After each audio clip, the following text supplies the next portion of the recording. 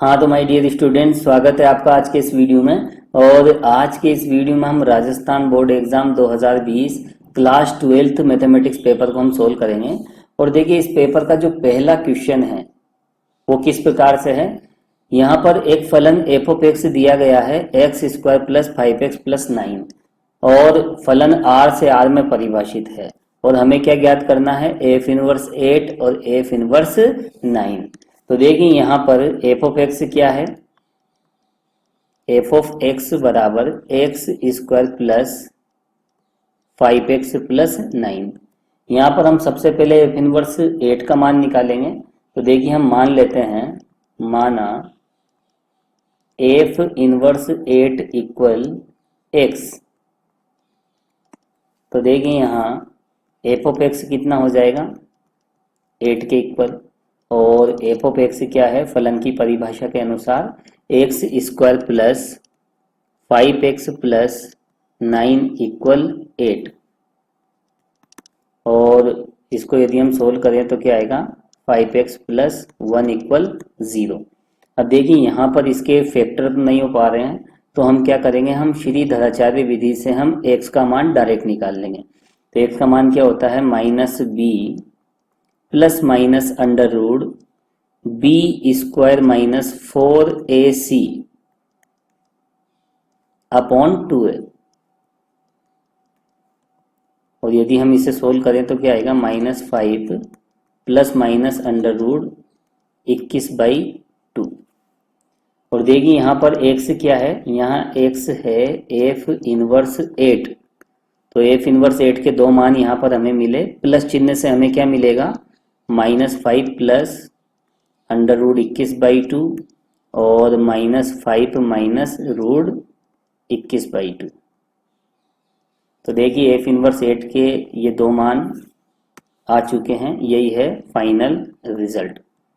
अब देखिए इसके बाद हम एफ इनवर्स 9 का मान हम ज्ञात करेंगे। तो अब मान लेते हैं हम, माना एफ इनवर्स 9 किसके बराबर है, सपोज कीजिए W के बराबर है। अब यहाँ पर देखिए एफ ऑफ W क्या हो जाएगा, 9 के बराबर। अब देखिए फलन की परिभाषा से एफ ऑफ W किसके बराबर होगा, W square plus 5W plus 9, W square plus 5W plus 9। अब हमें इसे सोल्व करना है। तो देखिए 9 से 9 cancel, W square plus 5W equal 0, और W यदि हम कॉमन ले लें तो क्या मिलेगा हमें, W प्लस 5 इक्वल 0। तो देखिए W के दो मान हमें मिलेंगे, 0 और -5। और W क्या माना है हमने यहाँ पर, एफ इनवर्स 9। तो इसके दो मान हमने प्राप्त कर लिए हैं, और यही है हमारा फाइनल आंसर। अब देखिए इसके बाद हम नेक्स्ट क्वेश्चन देखेंगे, क्वेश्चन नंबर 2। तो देखिए क्वेश्चन नंबर 2 किस प्रकार से है, यहाँ पर 2tan inverse X plus tan inverse X cube का हमें मान ज्ञात करना है। तो देखिए किसका मान निकालना हमें यहाँ पर, 2tan inverse X plus tan inverse X cube.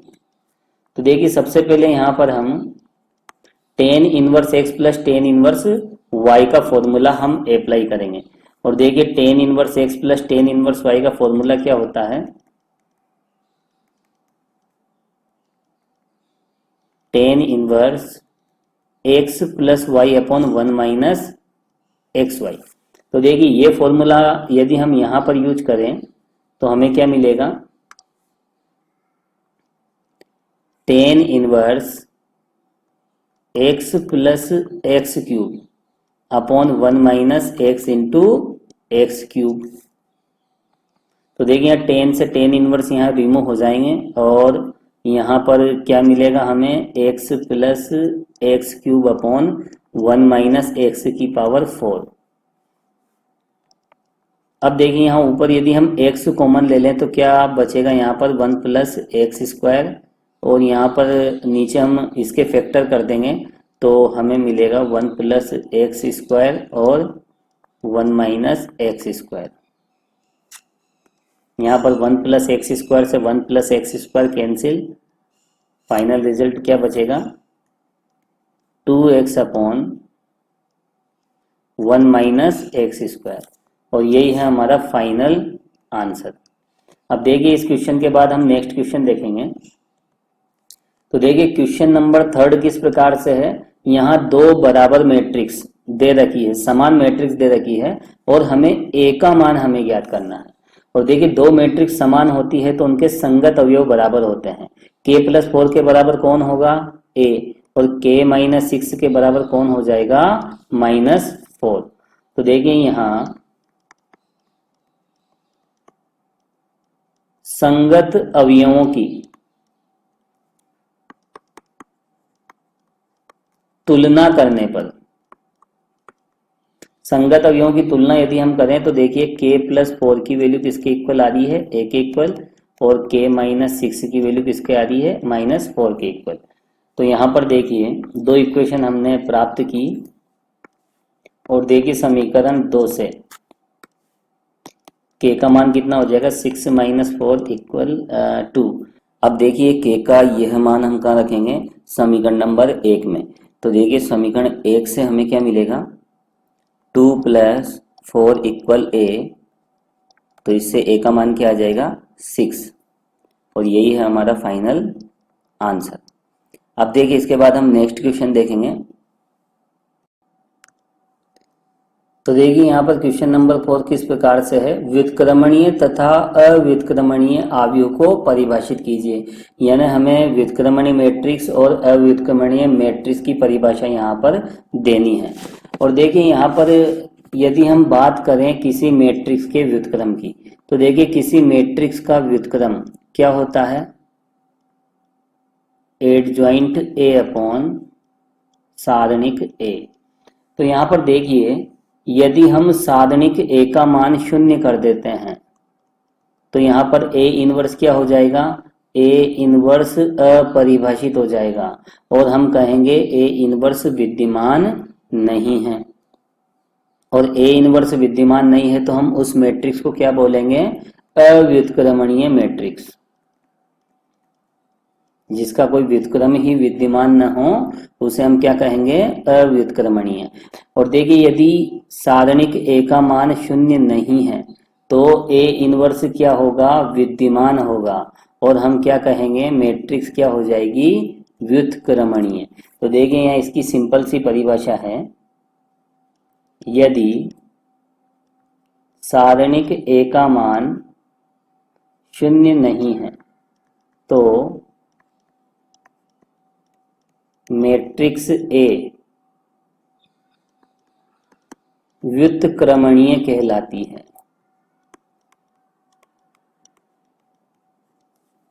और यदि सारणिक ए का मान 0 है तो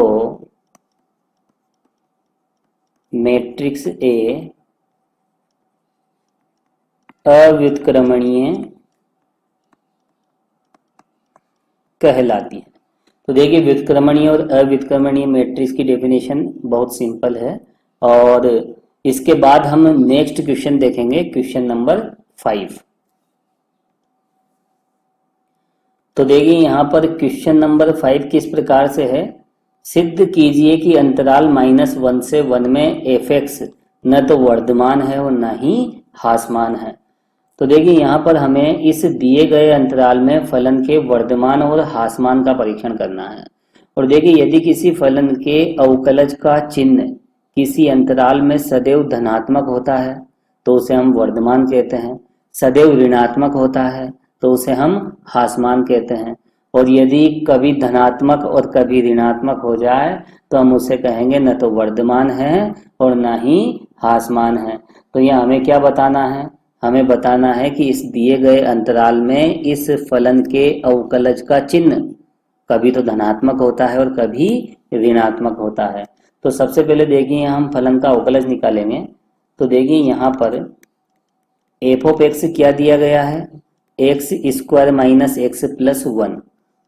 तो फिर देखिए f(x) क्या हो जाएगा 2x माइनस 1।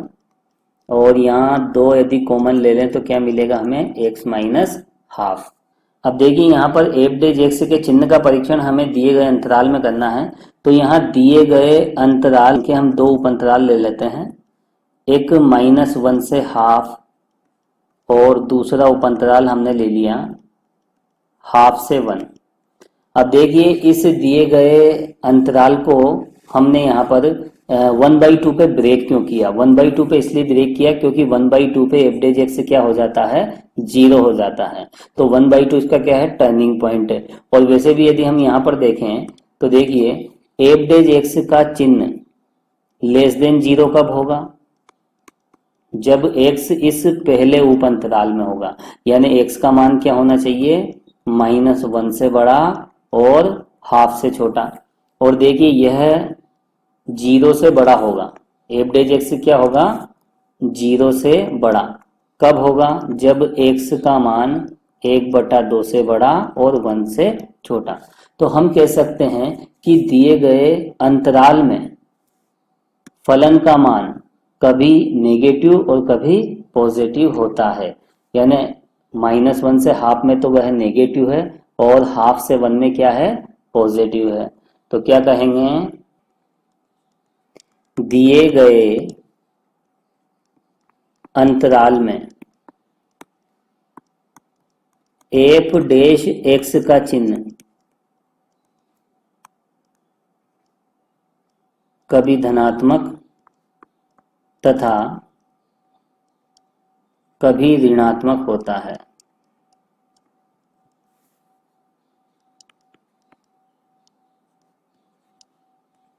अतः फलन एफ ऑफ एक्स -1 से 1 में न तो वर्धमान है और न ही हासमान। और देखिए हमें यही बताना था, यहाँ पर हमें बताना था न तो वर्धमान है और न ही हासमान है। तो सिंपल सी बात है, इस अंतराल में एफ डेज एक्स का चिन्ह बदल रहा है, -1 से हाफ में तो ऋणात्मक और हाफ से 1 में धनात्मक। तो फाइनली ये क्या हो जाएगा, न वर्धमान होगा और न ही हासमान होगा। अब देखिए इस क्वेश्चन के बाद हम नेक्स्ट क्वेश्चन देखेंगे। तो देखिए यहाँ क्वेश्चन नंबर 6 में हमें इस इंटीग्रेशन को हमें सोल्व करना है। और देखिए इस इंटीग्रेशन को हम किस तरह से सोल्व करेंगे, यहाँ पर दिया गया इंटीग्रेशन क्या है, 1 + sin x dx। और इस तरह के इंटीग्रेशन को सोल्व करने के लिए हम यहाँ क्या करेंगे, ऊपर नीचे 1 - sin x का गुणा करेंगे। और देखिए इस तरह के इंटीग्रेशंस पे मैं एक वीडियो भी बना चुका हूँ, ये टाइप फर्स्ट के इंटीग्रेशन है। और इस तरह के 4 इंटीग्रेशन हमने उस वीडियो में हमने देखे थे। तो देखिए यहाँ पर इस इंटीग्रेशन के लिए हम किसका ऊपर नीचे गुणा करेंगे, 1 - sin x का। तो ऊपर क्या है, 1 - sin x। और यहाँ पर देखिए क्या हो जाएगा, 1 - sin² x dx। और आगे इसे सोल्व करें तो यहाँ क्या आ जाएगा, cos² x। अब देखिए इसे अलग अलग करें हम तो 1/cos², यानी sec² x और sin/cos tan x sec x और dx। और इसका इंटीग्रेशन करें तो क्या रिजल्ट मिलेगा, tan x - sec x + c। यही है हमारा फाइनल आंसर। अब देखिए इसके बाद हम नेक्स्ट क्वेश्चन देखेंगे। तो देखिए यहाँ पर क्वेश्चन नंबर 7 में हमें इन दोनों सदिशों का क्या निकालना है, क्रॉस प्रोडक्ट निकालना है। तो देखिए यहाँ पर क्रॉस प्रोडक्ट हम किस तरह से निकालेंगे, सपोज कीजिए ये ए वेक्टर है और ये क्या है, बी वेक्टर। तो देखिए यहाँ ए वेक्टर क्रॉस बी वेक्टर हम सारणिक विधि से निकालेंगे। तो यहाँ क्या आएगा, IJK। और देखिए ए वेक्टर के घटक क्या हैं, 2 -3 4 और बी वेक्टर के घटक क्या है, 3 4 और -4। अब देखिए इसे हम सोल्व करें, i कैप कितना आ जाएगा, 12 - 16 -j और -8 और -12 और प्लस k। तो कितना हो जाएगा 8 + 9, तो ये हो जाएगा -4i और प्लस 20j और प्लस 17k। और यही है फाइनल क्रॉस मल्टीप्लिकेशन। अब देखिए इसके बाद हम देखेंगे नेक्स्ट क्वेश्चन। तो देखिए 8वां क्वेश्चन किस प्रकार से है। यहाँ हमें 3 बिंदु दे रखे हैं ए, बी और सी। हमें क्या बताना है, ये तीनों बिंदु सरेख हैं। तो देखिए यहाँ पर बिंदु ए के कोऑर्डिनेट कितने हैं 2, 3, 4 और बिंदु बी के कोऑर्डिनेट हैं -1, 2 और -3 और बिंदु सी के जो कोऑर्डिनेट है वो हैं -4, 1 और -10। अब देखिए यहाँ पर हम ए बी के दिक् अनुपात निकालेंगे। तो देखिए रेखा ए बी के दिक् अनुपात,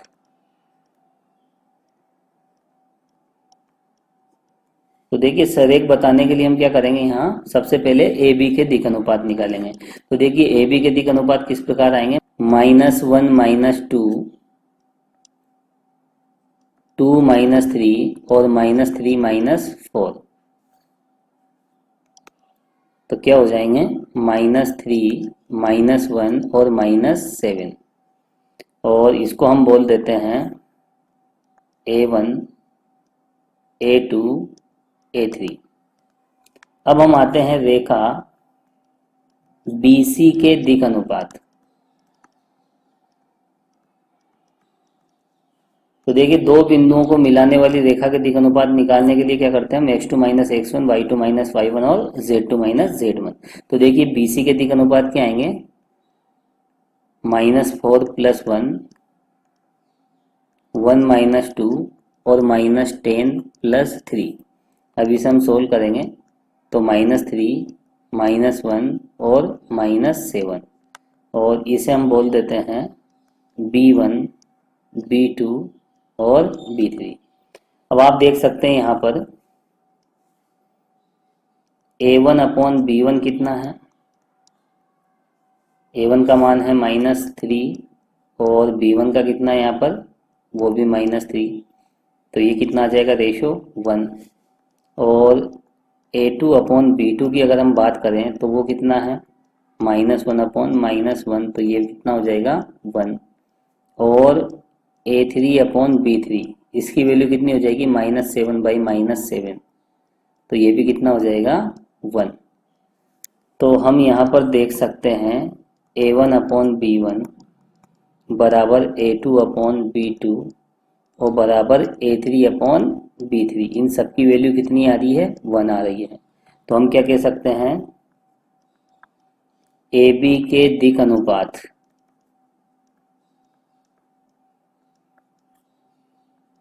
BC के दिक् अनुपातों के समानुपाती है।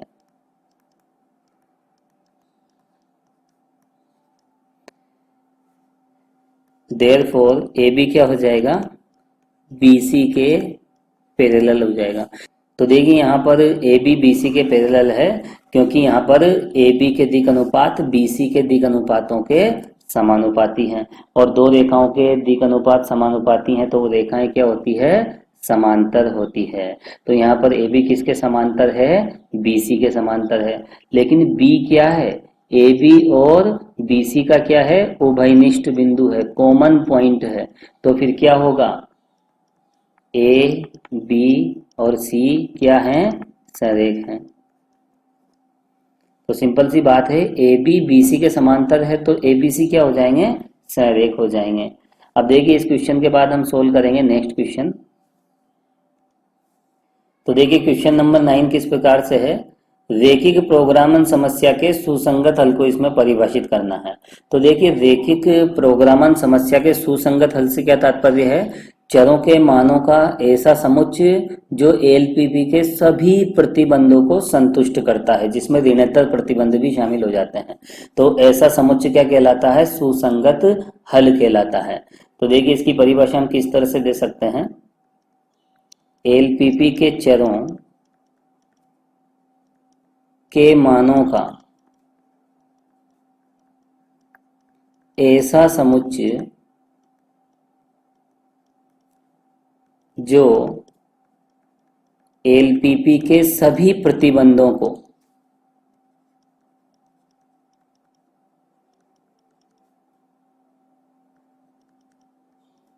और इसमें ऋणात्मक प्रतिबंध भी शामिल हो जाते हैं, ऋणात्मक प्रतिबंध सहित संतुष्ट करता है।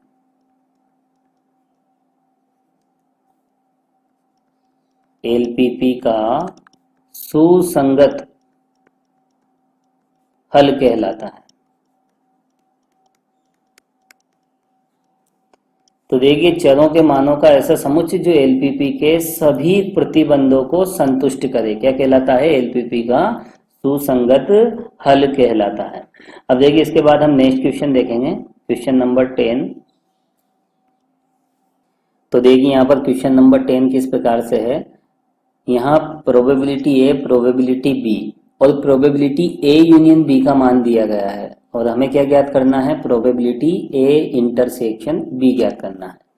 तो देखिए यहाँ पर प्रोबेबिलिटी ए कितना है, 6/11, प्रोबेबिलिटी बी कितना है, 5/11 और प्रोबेबिलिटी ए यूनियन बी कितना दिया गया है, 7/11।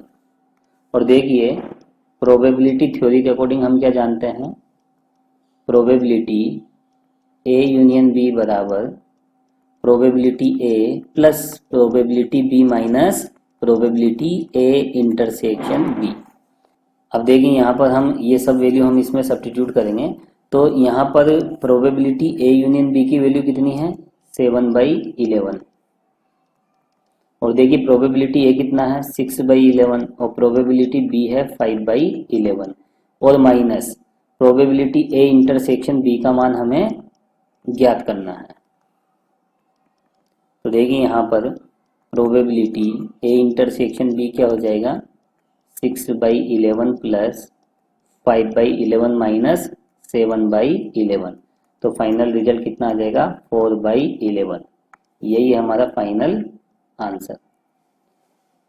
तो देखिए इस वीडियो में हमने राजस्थान बोर्ड एग्जाम 2020 के मैथमेटिक्स पेपर के सेक्शन ए के सारे क्वेश्चंस हमने सोल्व किए हैं और इस वीडियो में हम इतना ही देखेंगे और नेक्स्ट वीडियो में हम सोल्व करेंगे सेक्शन बी के सभी क्वेश्चन। तो देखिए सेक्शन बी के सभी क्वेश्चंस के लिए आप देखिए नेक्स्ट वीडियो और इस वीडियो में फिलहाल इतना ही। Thank you so much.